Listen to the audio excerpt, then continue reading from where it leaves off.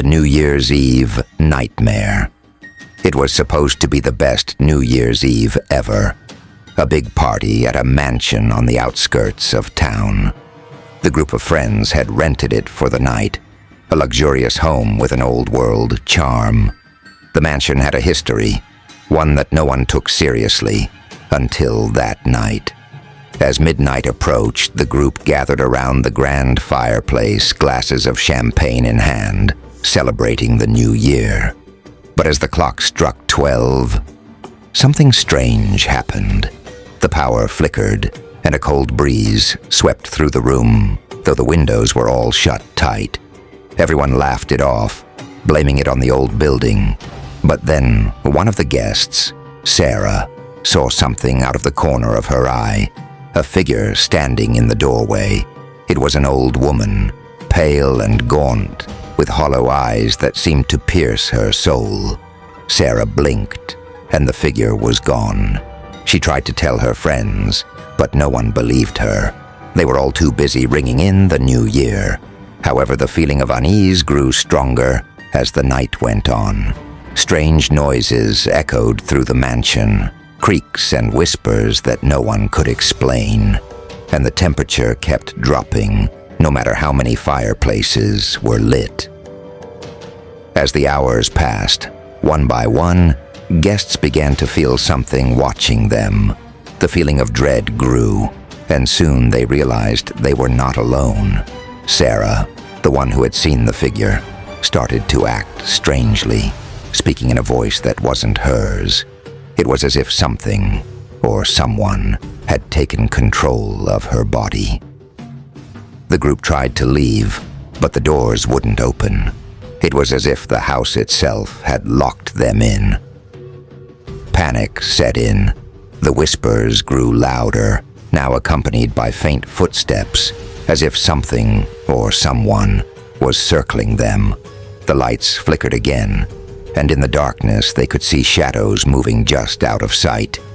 In the final moments, Sarah's body twisted unnaturally, and a voice, cold and filled with malice, spoke through her lips. "You should never have come here. The curse of the old woman will never let you leave." As the clock ticked closer to dawn, the last of the partygoers tried to escape. But as they ran through the halls, they were never seen again. The mansion remained, abandoned once more, waiting for the next group of unsuspecting revelers to ring in the new year. And every year as midnight strikes, the mansion comes alive, searching for its next victims. Months passed after the tragic New Year's Eve party, but the mansion's dark history grew even more mysterious. Rumors spread about the disappearance of the partygoers, and locals began to whisper about the cursed mansion that claimed lives every New Year's Eve. Despite the warnings, the legend only attracted more curious souls.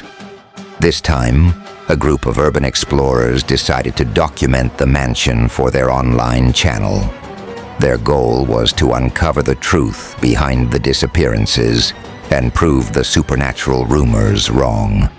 The group consisted of 4 friends: Mike, an experienced filmmaker, Jenny, the skeptic, Raj, the tech genius, and Emily, the historian, who was deeply fascinated by the mansion's past.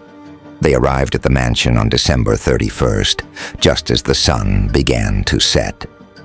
The air around the house felt heavy, almost suffocating, but they brushed it off as nerves. Armed with cameras, flashlights, and paranormal equipment, they entered the house, their footsteps echoing in the eerie silence. Emily explained the mansion's dark past as they explored. This house belonged to a widow named Eleanor, who was rumored to be a witch. She lost her family on New Year's Eve many years ago in a tragic fire. Since then, anyone who celebrates New Year's here disappears. The group laughed nervously, but unease crept into their hearts. The mansion seemed alive, with creaking floors and distant whispers that none of them could explain. Raj set up cameras in various rooms, hoping to catch something on film. while Jenny dismissed the strange occurrences as the house settling. As midnight approached, the group gathered in the grand hall, the same room where the previous party had vanished. Mike suggested they try to make contact with Eleanor's spirit using an EVP recorder. "If there's anyone here, let us know," he said, his voice trembling slightly. The recorder picked up a faint whisper. "Leave. Now." Chills ran down their spines, but curiosity kept them rooted in place. Jenny rolled her eyes, trying to dismiss it. "Probably interference," she said, though her voice lacked confidence. Then the clock struck 12. The sound of the chime echoed through the mansion, louder than it should have been. The temperature plummeted, and the candles they had lit flickered violently before going out. Darkness enveloped them, and a cold, unnatural wind swept through the hall. Suddenly, the doors slammed shut. Raj's equipment began to malfunction, screens glitching and static filling the air. Emily screamed as she saw shadowy figures emerge from the corners of the room, pale, translucent shapes with hollow eyes that seemed to suck the light out of the air. The group tried to flee, but the mansion seemed to warp around them. Hallways stretched endlessly, doors led to nowhere, and the whispers turned into blood-curdling screams. One by one, the group became separated. Mike found himself in the basement, where the air was thick with the stench of decay. His flashlight flickered, revealing a figure in the corner.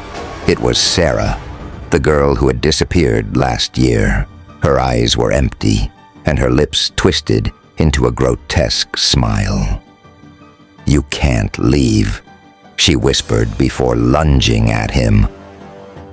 Jenny stumbled into the attic, where she found a mirror covered in dust. Her reflection didn't match her movements. It smiled when she didn't. Suddenly, her reflection reached out, pulling her into the glass. Raj, surrounded by his malfunctioning equipment, saw the shadowy figures closing in. He screamed as they enveloped him, their icy touch stealing the breath from his lungs. Emily, the last one standing, realized the truth.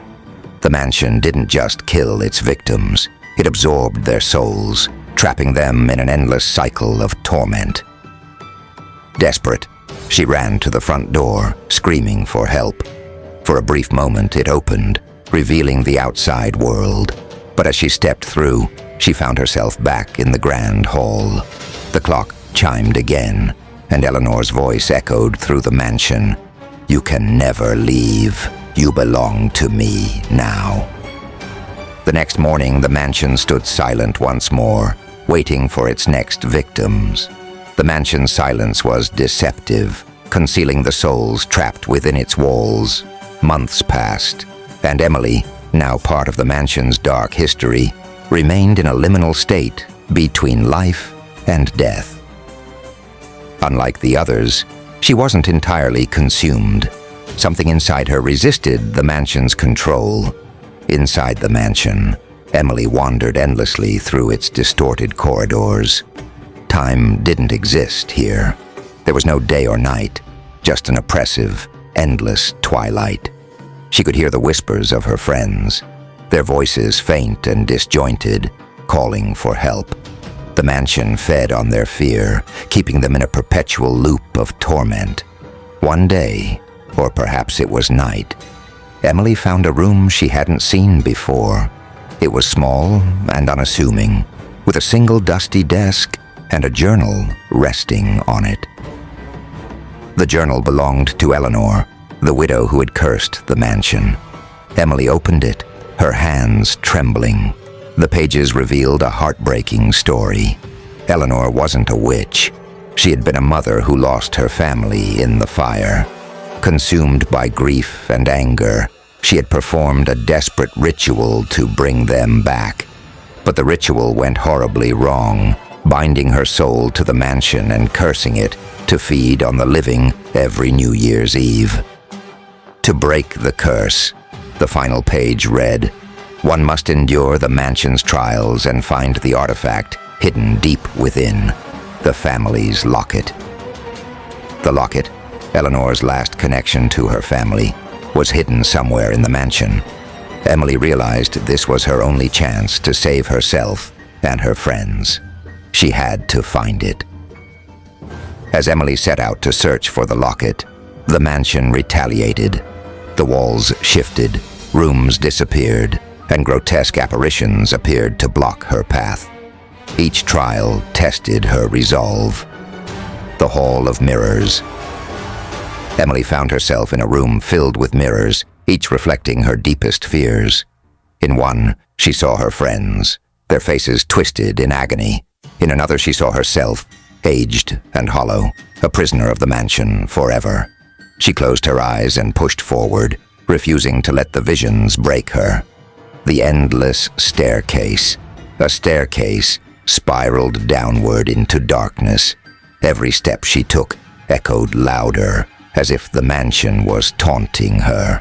Halfway down, the steps began to crumble, and shadowy hands reached out from the darkness below. Emily fought her fear, leaping to the bottom just as the staircase collapsed. The Room of Whispers. Emily entered a room where voices swirled around her, accusing her of abandoning her friends. "It's your fault they're trapped," the voices screamed, but Emily clenched her fists and shouted back, "I'm here to save them." The voices faded, and a hidden door appeared. At last, Emily reached the heart of the mansion, a cavernous room filled with relics of the past. In the center stood a pedestal, and on it lay the locket. But as she reached for it, Eleanor appeared, her ghostly form radiating sorrow and rage. "You dare disturb my sanctuary," Eleanor hissed, her voice echoing like thunder. Emily held her ground. "You don't have to do this anymore. Let them go. Let yourself go." Eleanor hesitated, her form flickering. For a moment, the pain in her hollow eyes softened, but the mansion, feeding on her anguish, fought back. Shadows rose around Eleanor, merging with her, twisting her into a monstrous figure. Emily had no choice but to confront the corrupted spirit. She remembered the journal's words, "Only the locket can free her." As Eleanor lunged, Emily grabbed the locket and held it high. "Your family wouldn't want this," Emily shouted. "They would want you to be free." The locket glowed, and a brilliant light engulfed the room. Eleanor let out a piercing scream as the shadows dissolved. Her form reverted to that of a grieving woman, and tears streamed down her face. "Thank you," Eleanor whispered before vanishing. The mansion trembled, its curse broken. Emily found herself outside, gasping for air. Her friends appeared beside her, confused but alive. The mansion, once imposing, crumbled into dust, leaving nothing but an empty field. As they walked away, Emily clutched the locket tightly. She knew the mansion's horrors would haunt her forever, but she had saved her friends and freed Eleanor's soul. For the first time in years, the new year began with hope.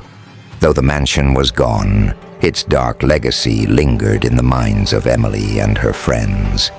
They tried to move on, but strange occurrences followed them.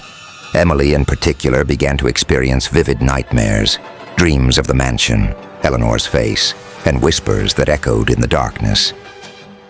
One night, exactly a year after their escape, Emily woke up in a cold sweat. She looked at her bedside clock. 11:59 p.m. The second hand ticked closer to midnight, and the air grew unnaturally cold. The locket, which she had kept hidden in a drawer, began to glow faintly. A chilling thought struck her. What if the curse wasn't entirely broken? Emily called her friends, but none of them answered. Panicked, she decided to check on them in person. First, she went to Mike's house. The lights were on, but the door was ajar.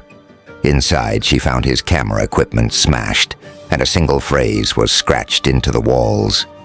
"You cannot escape." Her heart racing, she rushed to Jenny's apartment. It was empty, too, but the mirror in her living room was shattered, with blood smeared across it in the shape of a handprint. At Raj's place, she found his laptop open, displaying static. As she touched the screen, a distorted voice crackled through the speakers. "It's not over, Emily. Midnight approaches."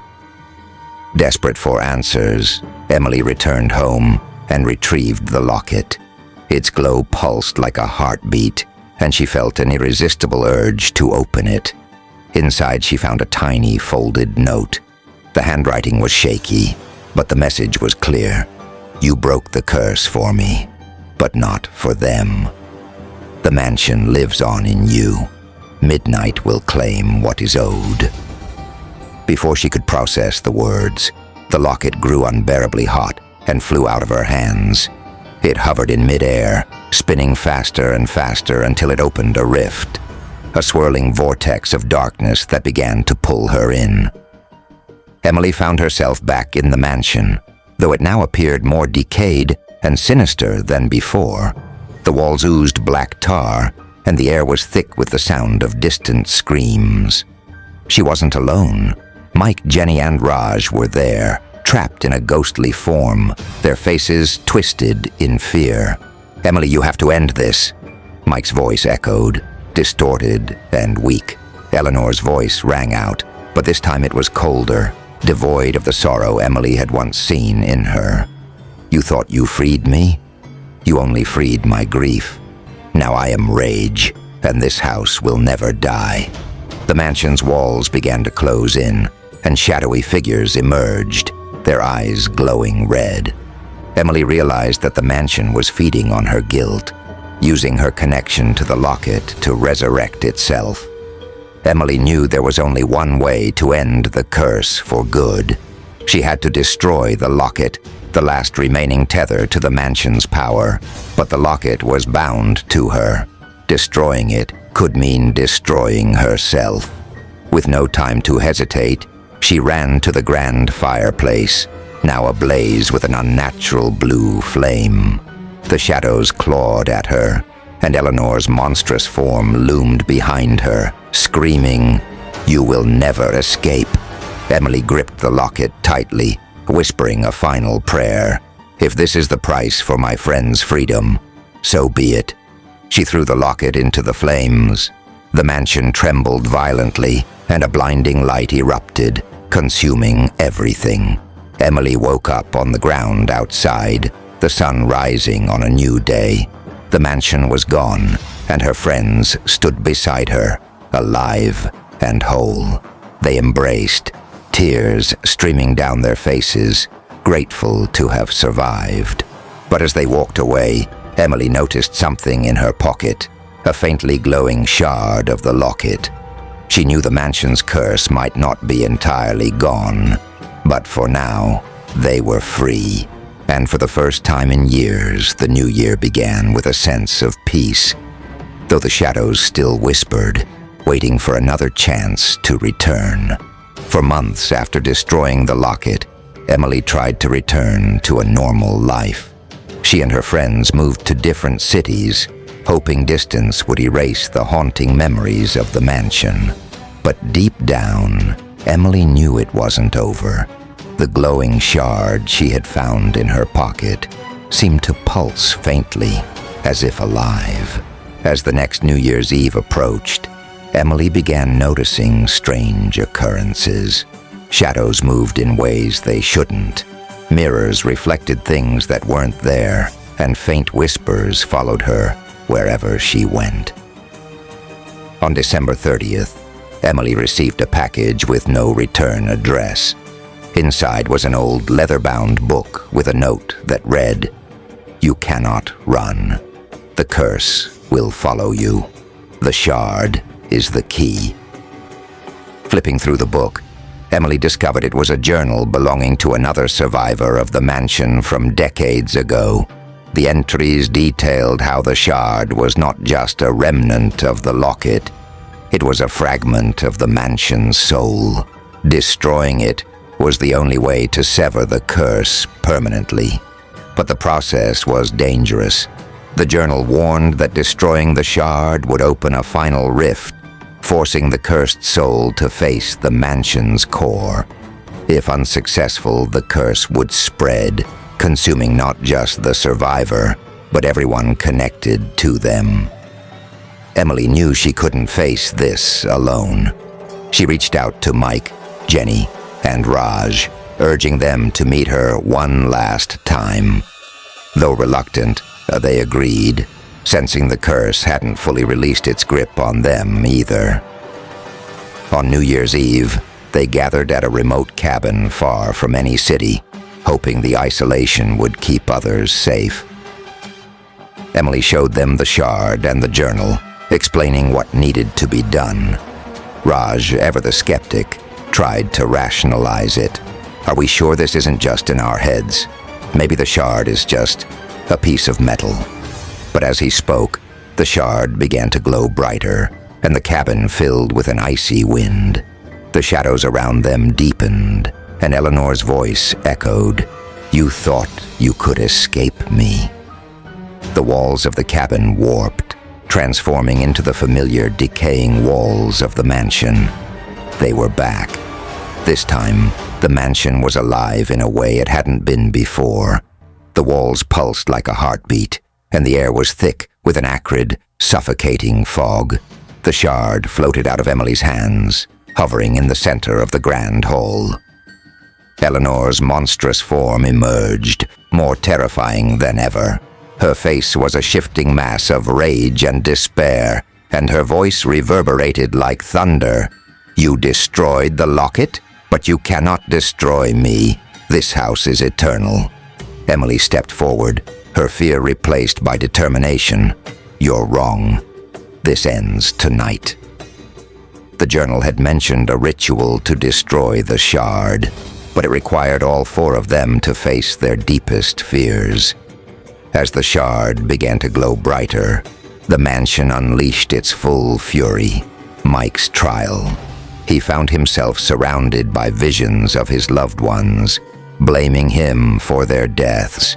The figures grew closer, their hands clawing at him.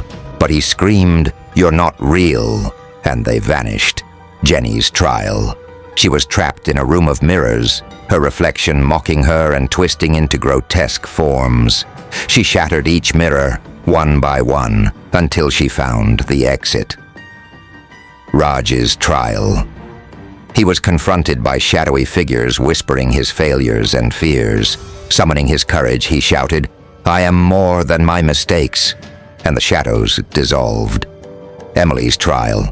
Eleanor herself appeared, showing Emily a vision of her trapped in the mansion forever.